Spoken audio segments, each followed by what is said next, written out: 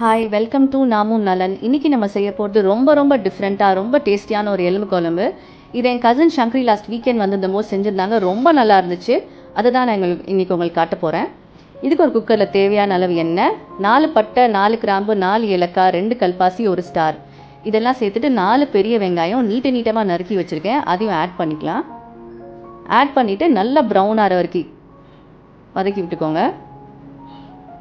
பாருங்கள், நல்லா ப்ரௌன் ஆயிடுச்சு. இப்போது இது கூட 2 டீஸ்பூன் நிறையா இஞ்சி பூண்டு பேஸ்ட்டு இதை சேர்த்துட்டு பச்சை வாசனை போகிற வரைக்கும் வதக்கி விட்டுக்கோங்க. பாருங்கள், நல்லா பச்சை வாசனை போயிடுச்சு. இப்போ இது கூட 4 மீடியம் சைஸ் தக்காளி சின்னதாக நறுக்கி வச்சுருக்கேன். அதையும் ஆட் பண்ணிக்கலாம். ஆட் பண்ணிவிட்டு நல்லா எண்ணெய் பிரிகிற அளவுக்கு நல்லா வதக்கி விட்டுப்போம். இப்போ எண்ணெய் நல்லா பிரிஞ்சு வந்துருச்சு. இப்போ இது கூட 1/2 டீஸ்பூன் மஞ்சள் தூள், 2 டீஸ்பூன் மிளகாய் தூள், 2 teaspoon mutton masala, 3 teaspoon chicken masala, 3 teaspoon மல்லித்தூள், 1/2 teaspoon சோம்புத்தூள், 1 spoon garam masala, 1/2 teaspoon சீரகத்தூள், 1 டீஸ்பூன் மிளகுத்தூள் இது எல்லாத்தையும் சேர்ந்து நல்லா பச்சை வாசனை போக்கி மறுபடியும் வதக்கி விட்டுக்கணும். இப்போ நல்லா அந்த பச்சை வாசனை போயிடுச்சு. இப்போ இது கூட நான் 1 கிலோ மட்டன் எலும்பு ப்ளஸ் கொஞ்சம் மட்டன் பீஸ் எடுத்திருக்கேன். அது எல்லாத்தையும் ஆட் பண்ணிப்போம். ஆட் பண்ணி இது ஒரு 5 நிமிஷம் நல்லா ஃப்ளேவர்லாம் நல்லா மிக்ஸ் ஆகிற வரைக்கும் நல்லா வதக்கி விட்டுப்போம்.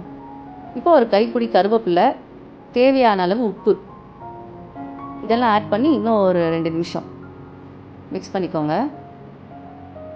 இப்போது இன்றைக்கி நான் வீட்டில் சைட் டிஷ்க்கு மட்டன் சுக்கா பண்ணியிருந்தேன். அதை வேக வச்ச தண்ணியை எடுத்து வச்சுருந்தேன். அதை ஆட் பண்ணிக்கிறேன். இது இல்லைன்னா நீங்கள் ப்ளெயின் வாட்டர் கூட ஆட் பண்ணிக்கலாம். இதை ஒரு 1 நிமிஷம் மிக்ஸ் பண்ணிவிட்டு